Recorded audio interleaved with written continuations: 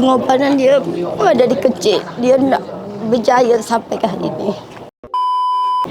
Mak kepada Alif Rakib, tahniah atas kejayaan anak-anaknya pada hari ini. Tadi Alif ada mention sampai antara cabaran ataupun onak dan duri pernah tutup kedai semata-mata nak sampaikan kejayaan ini. Mungkin boleh kongsikan sikit. Syukur Alhamdulillah boleh dapat balik ke Malaysia. Yang ini pengorbanan dia dari kecil dia nak berjaya sampai ke hari ini. Saya tak boleh cakap. Terima kasih tahniah. Ibu dari sekolah rendah Haji Adang dengan Alif bangun sebelum subuh pergi sekolah. Sebelum pergi sekolah, papa gerak sungguh hunggar dulu. Sebelum pergi sekolah, ibu bawa Alif lagi umur 14 tahun. Mari Bangkok.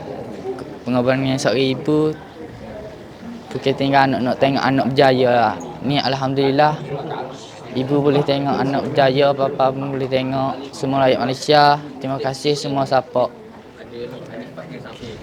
Rasa berbaloi tak rasanya pengorbanan tu telah dilunaskan malam ni oleh abang? Rasa berbaloi sangat. Berbaloi sangat sebab tak boleh.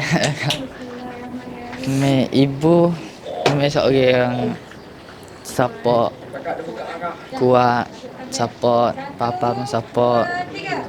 Okey, terima kasih. Mungkin kata-kata sikit dekat orang ramai di luar sana yang datang pada hari ini. Rakyat Malaysia, terima kasih semua yang support Alif. Alif memang tak sangka layak dapat bawa balik beg.